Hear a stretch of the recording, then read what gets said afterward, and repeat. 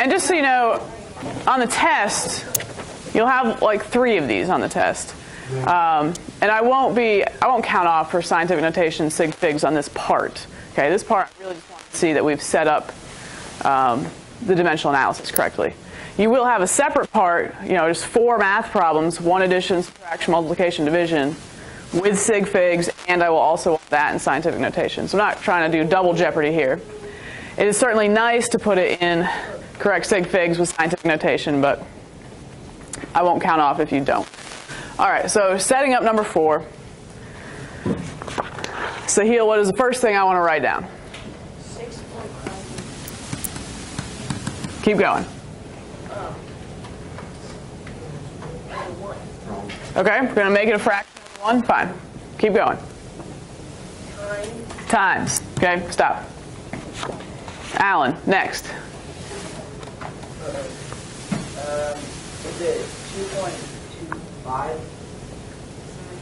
Are you doing the shortcut? It's 2.54 centimeters in an inch. Did you guys all use that? Yeah, I said 20. All right, fine. Fine, cheater. That's okay. If you can remember that conversion, that's all right. Otherwise, you've got to remember that. What's on the board that'll be there for your test. Anything else you want to use, you got to memorize. And that was on the other sheet. So Alan, all right, 2.54 centimeters. Where does that go? Top or bottom of this fraction? Top. Because we're trying to convert into centimeters and out of inches. So what did you put on the bottom? 1 inch is 2.54 centimeters. All right, that does make this one a lot shorter and nicer. We're going to cancel out inches, cancel out inches. Of course, we're left with our centimeters. And multiplying across the top, did that give us 16.5? 16.1? 16.51. Of course, that's over 1, but 16.51. Sorry, centimeters. In correct scientific notation, with correct sig figs, you really would only want 2 significant figures in your answer. So you really would want to round it to 17 and make that 1.7 times 10 to the first.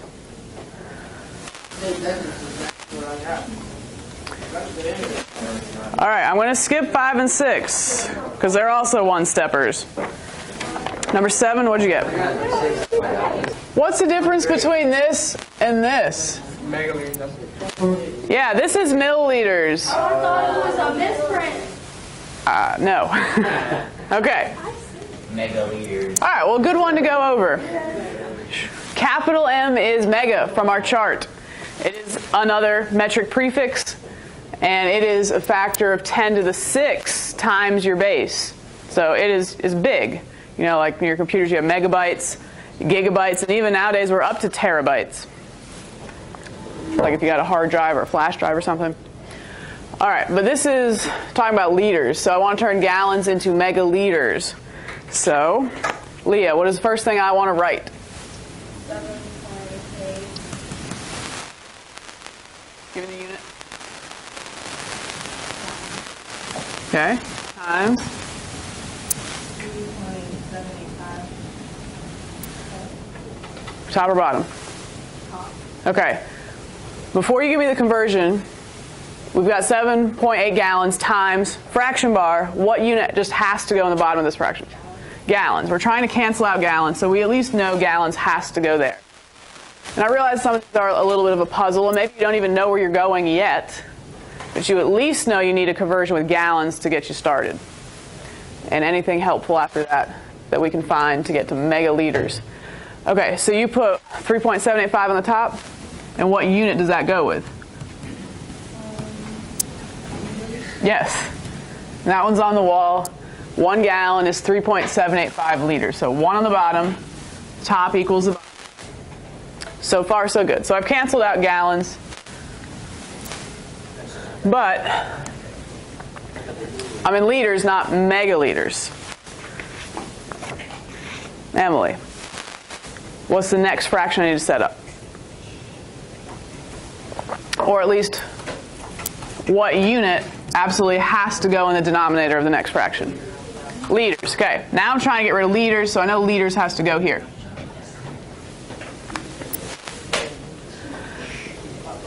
And I can use my little metric prefix chart to convert right into what that I want, Emily. Yeah, megaliters. So this problem is a good one to practice using the chart, the metric prefix chart. If you look up mega, you're going to see 10 to the 6th.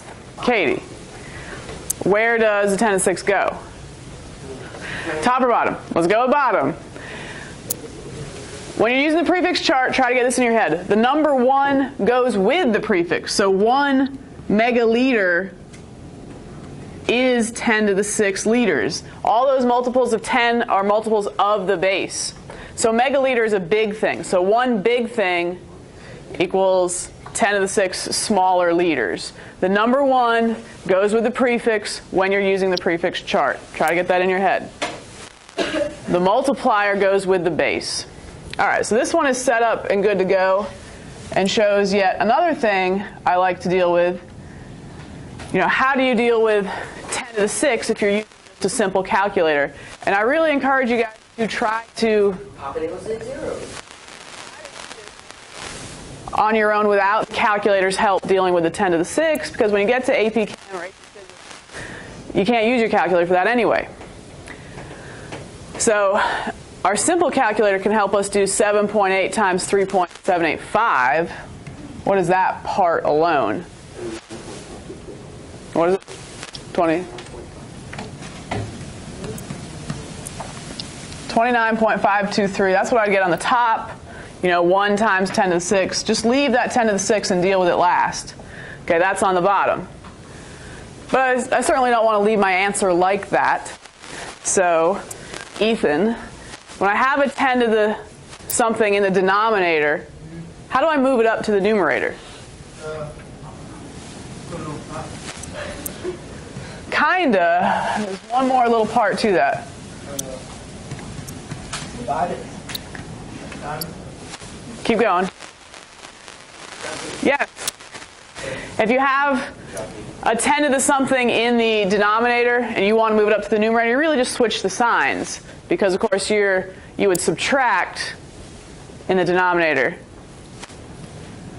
Real quick, like what is 10 to the 6 over 10 to the 4, as an example? Okay, 10 to the 2. Because we would do 6 minus 4, 10 to the 2. Okay. What is like it's exact? Like answer. What? What is the exact answer?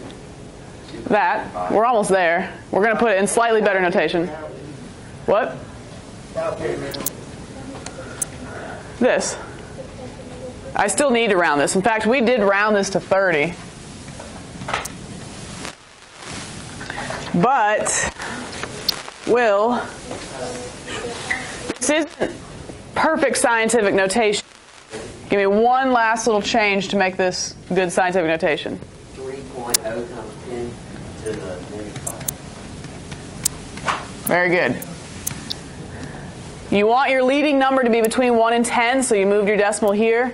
This is where you kind of have to just ask yourself, all right, if the leading number is getting smaller, it's going from 30 to 3. If the leading number gets smaller, the exponent gets bigger.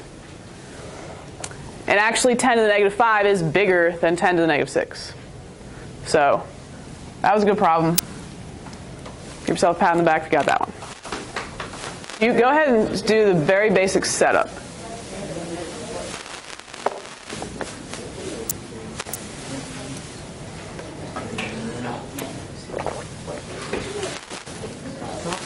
Shouldn't get one of these.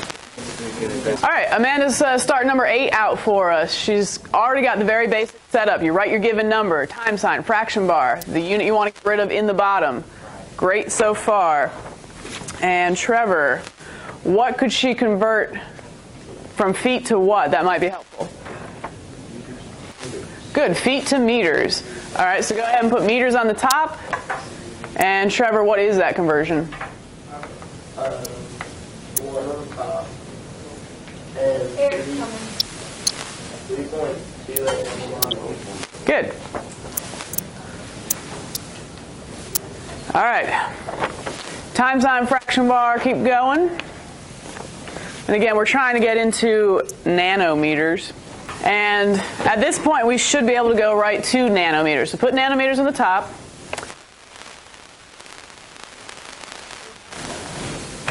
What numbers go in that fraction? What? 1 nanometer. Good. 1 always goes with a prefix. And then we just look it up in the chart. What do you see for nano?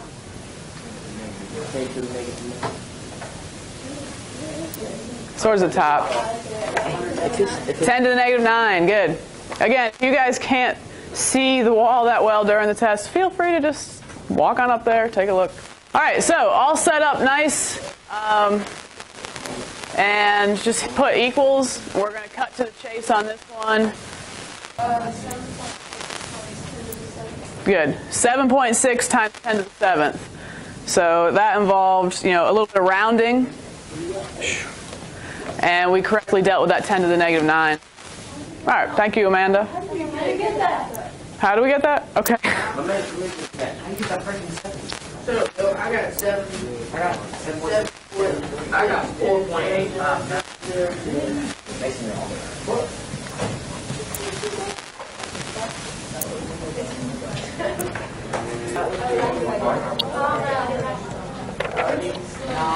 Okay. Deal with this last. Okay? Just do, 0.25 times 1 times 1 on the top. On the bottom, do 1 times 3.28, and I'm going to deal with that in a second. Divide those, you should get 0.076. Any calculator can do that. Then you've got to add this 10 to the negative 9th part back, but since it was in the denominator, we switched the sign. So it's just 10 to the 9th. And then we cleaned it up a little bit to get it into this form. But I would accept either way.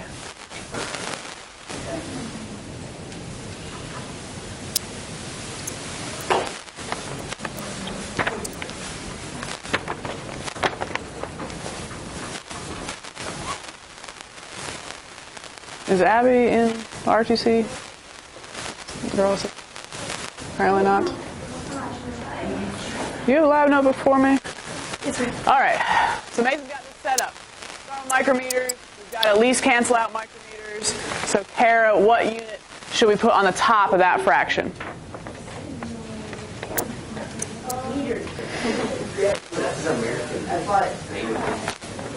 Okay, good. Whenever you have the metric prefixes, it's helpful to go into your base unit. When in doubt, if you have metric, just go back into the base unit. All right, so Chase, we need the number 1 involved. Does the number 1 go on the top or the bottom? Bottom. Bottom. The 1 goes with the prefix, and then we just look up the multiplier of our base, which is 10 to the negative 6. So you just write 10 to the negative 6. All right, good. Then give us another fraction bar, time sign. Plus it on in there. Put the meters on the bottom too. Okay, Chase going to keep Oh going. yeah. You mean keep on going? Okay. Convert it into feet, please. Okay, good. Feet. Your ultimate goal is inches, so feet would be helpful because you know something about feet and inches. Top of 3. Equal fraction bar.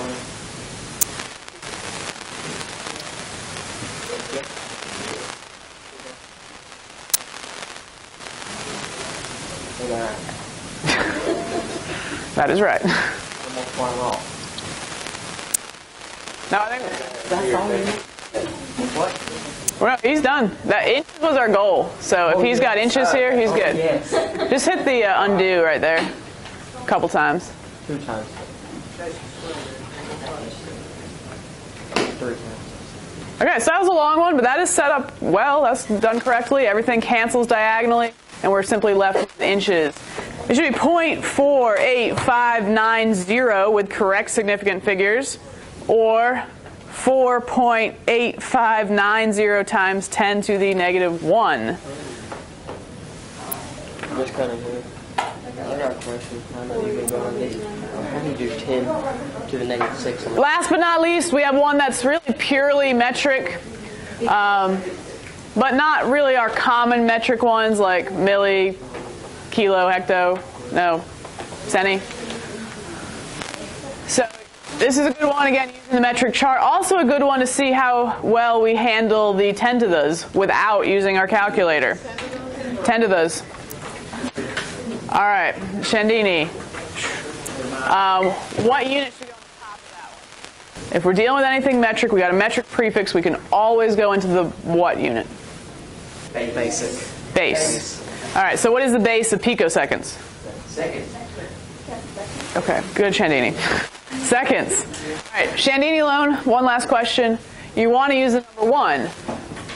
Does the 1 go on the top or the bottom? The bottom. The 1 goes with the prefix. You can look up pico on the chart, and it is 10 to the negative 12. So stick 10 to the negative 12 on the top. And once we're in our base unit, go ahead, time sign fraction bar. We can go into any other unit from our base. Jordan, what do we need on top? What's our goal here anyway? Good, microseconds on top.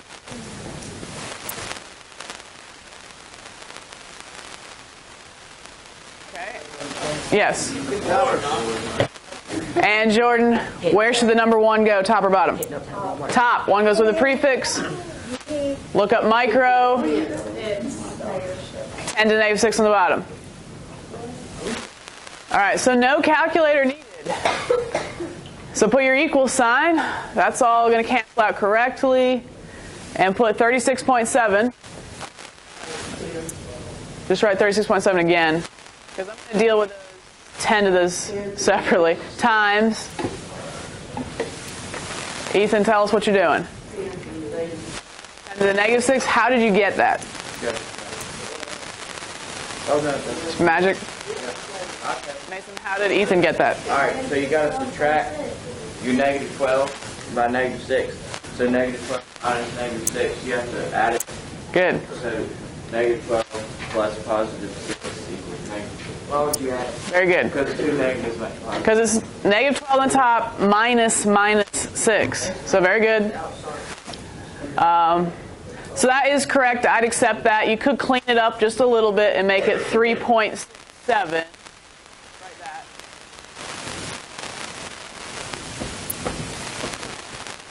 Times 10 to the...